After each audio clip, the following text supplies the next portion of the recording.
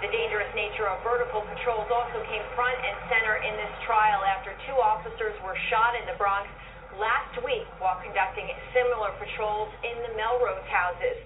Those officers, Patrick Espuy and Diara Cruz, both lucky to be alive. Again, to recap, Officer Peter Liang found guilty of manslaughter and official misconduct in the death of 28-year-old Akai Gurley. This has been breaking news here on 12. We will have more on this verdict coming up. Now back to other hyper-local headlines. Alex Sanchez, criminal defense attorney out of the New York area, and this case just came to a verdict right here in Brooklyn and in the New York metropolitan area. Alex Sanchez, was this a just verdict based upon what you have read up on this story? Well, you know, I kind of have a split opinion about this case. On the one hand, you know, just for the audience members that may not be fully aware of what happened here, there was a police officer who got called to this building. They for some reason, they went into this building and they walked into some stairway. And according to the officer, he heard a startling noise like a door closed, and he took out his gun and he says he shot. And I don't even think I think the shot that hit this guy actually may have ricocheted off a wall or something like that. But on the one hand, I'm glad that he is to be held accountable. He's not facing murder, which you're facing 25 to life. He's facing anywhere from 0 to 15 years in jail. So he can get, 3 years in jail. He can get probation even for this type of a case. Oh, really? But yeah, he could, because he was found guilty of a Class C felony. And a Class C felony, on a Class C manslaughter felony, you don't have to go to jail. So don't be surprised if when the sentencing day comes around, his sentence is, a year or 2 or something like that. I don't think it's going to be very excessive, But so I think an officer who walks around with a gun, who has 16 years of training, needs to be held accountable, because there are innocent people walking in stairwells. Just because it's a housing project, people in housing projects are entitled to not be gunned down by police when they've done absolutely nothing wrong. And this guy didn't do anything wrong. This kid that was killed. But on the other hand, I can almost understand. Here's a police officer walking into what he perceives to be a scary environment. The stairway is not well lit. It's dark. He hears some startling noise. He's scared. Police officers get scared. He's scared, and he had his gun in his hand, and out of fear and out of alarm, he went and pulled the trigger on his gun, and it had devastating consequences. And I can understand how something like that could happen in a moment of stress. And that's why this case is really a terrible case. It's a terrible case for the police officer himself. It's a terrible case for the person that was killed. Ultimately, was justice done? Well, the jury determined that the just verdict was a conviction on a charge of murder. And that probably, overall, when all is said and done, is the appropriate verdict here. But I feel sorry for all parties here, to tell you the truth. This is not the same. There is no winner. I don't put this cop in the same category as that cop in, Cincinnati, where he came upon that 12-year-old kid, and he pulled out his gun and gunned him down. That cop, as far as I'm concerned, should be talking about Tamir Rice? Put in jail forever. I'm talking about what? Are you talking about the Tamir Rice shooting? Yeah. Remember the kid, the 12-year-old kid, is playing with a little water pistol or something like that, or a BB gun? Yeah, and cops pull up in their car, and this cop comes up and shoots the kid dead. Instead of warning the kid from a block away or telling him put down the gun, he just takes him and shoots him. Uses the least amount of legal justification to gun this kid down. I don't put that in the same category as this officer who's walking through a dark stairway and is scared. But on the other hand, you're a cop. You're held to a higher standard, and you must be held accountable when you engage in this type of behavior, resulting in such devastating consequences.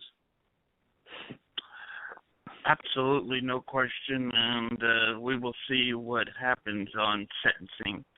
Now, recently, the Eric Garner family are looking to see if their civil rights were violated. But let's go back in time so the audience knows what happened with the Eric Garner story, and we'll talk on the other side of this. All right, let's bring in Greta Van Susteren, who's been closely following the case. Greta, last night I watched your fantastic coverage of the Ferguson trial, and you had said a line that you repeated a couple of times. I pay particular deference to grand juries. Mm-hmm. Do you still feel that way after the New York decision, grand jury decision? I've disagreed with so many juries, even on my own cases, whether I've won or lost, but it is deeply disturbing to look at this particular video. This man was unarmed. Right. He was selling cigarettes. I mean, this was a robbery, selling cigarettes. You have several cops standing, or police officers standing around him, and when he said, "I can't breathe," that would have been a great invitation to stop. I mean, this one is very different than some of the other encounters people have with police officers on the street. I don't know what Kimberly thinks. I haven't been a prosecutor, but this one, it's really quite stunning. Now, one of the reasons I'm very deferential, Eric, to grand juries is because I'm not in there for all the evidence. This is unique in that we sort of have all the evidence. We have a lot of the evidence, and it's all caught on videotape so we can actually see it. Now, I don't know what else they were presented, but when he said, "I can't breathe," that would have been a great time to stop. We don't do the death penalty for selling cigarettes illegally on the streets. You know, Greta, I couldn't agree more. And it just here, I mean, the essence of what went down is all on tape for everyone to see. That's not really subjected to other outside interpretation because you can see it right there on the video. You've got a pretty good angle of it. But when you see the use of force, which in my opinion, just from watching the video, is excessive when you compare it to the very little resistance that he's giving, and it's very disproportionate in light of the crime. This man is not posing a public threat or danger. He said he can't breathe. He said, "I can't breathe." So how about stopping at that point? I mean, the guy is terrible. He's in terrible distress. "I can't breathe." That would have been the first time I took my hands off him. He's unarmed. Remember, he doesn't have a weapon. Mm-hmm. He's unarmed. He hasn't threatened the police officer. He's just, he's mouthing off to them. But that's not. It may be obnoxious. Yeah. But that's certainly not a reason to have excessive force. The officer is probably going to lose his job because that is against NYPD policy. The reason why chokeholds are illegal is for this very reason of what we saw transpire. All right, Alex Sanchez, the whole situation now is, since there is no grand jury, since there is no criminal trial, were Eric Garner's civil rights violated? Yeah, well, that's an issue that the federal grand jury is looking into, and that's in determining whether or not somebody's civil rights are violated. Those are governed by federal statutes, not by state statutes. That's why when they presented his case to the grand jury in Staten Island, they weren't interested. They were not there to talk about whether or not his civil rights were violated because that's not even. There is no rules and regulations. There's no penal law section in existence in New York State concerning that issue. They were only interested in whether or not he committed murder or manslaughter or something else. But then what happens is the federal government steps in. This is, wait a minute, there's federal laws here.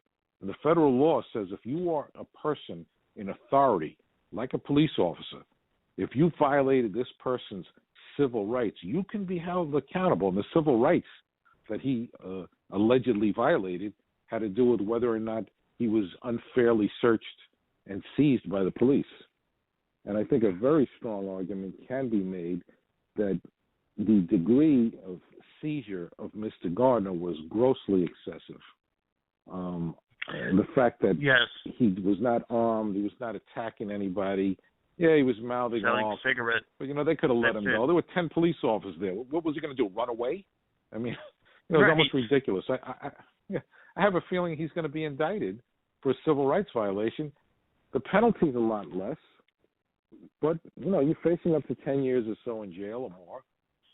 It's not the same as murder, but it is a penalty. Yeah, he's facing some consequences there. Is the burden different, Alex?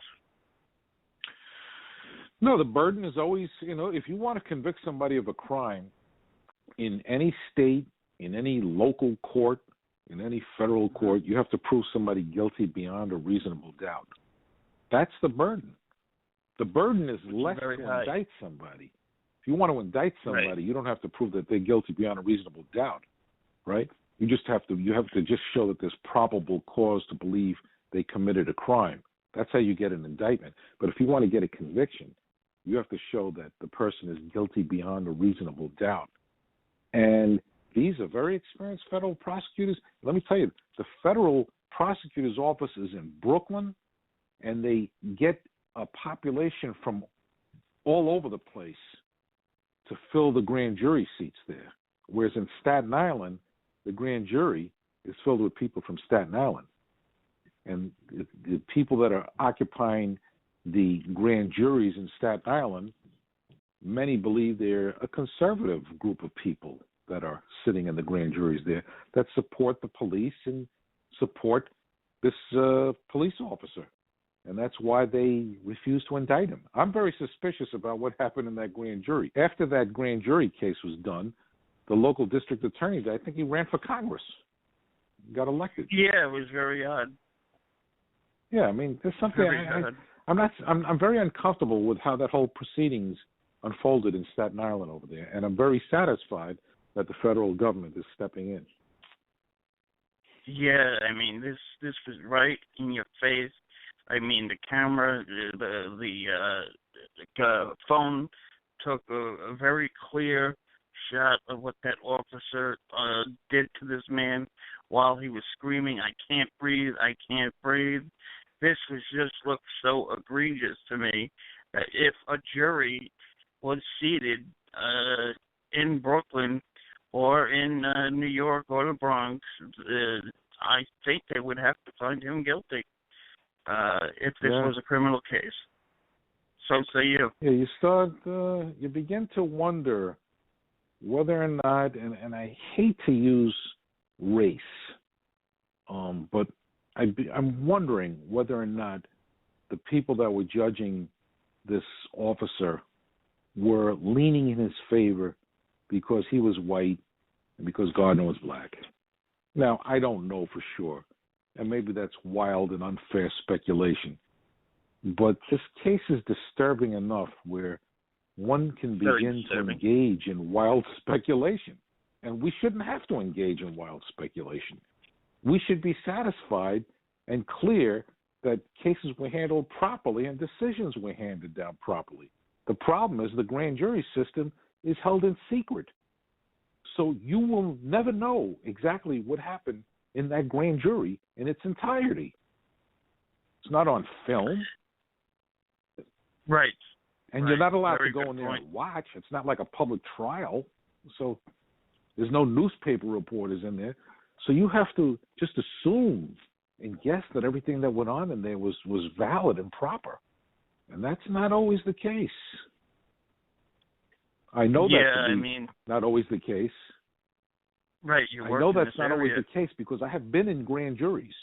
I have been in grand juries, not presenting cases as a prosecutor because I've never been a prosecutor, but I've been in grand juries where I've represented witnesses that have testified, and I've seen prosecutors act improperly in the grand jury. And I've seen them do questionable things in the grand jury. So having been there, I know that things can go awfully wrong in the grand jury, and the public will never see that. Yeah, I mean, the officer that got charged today,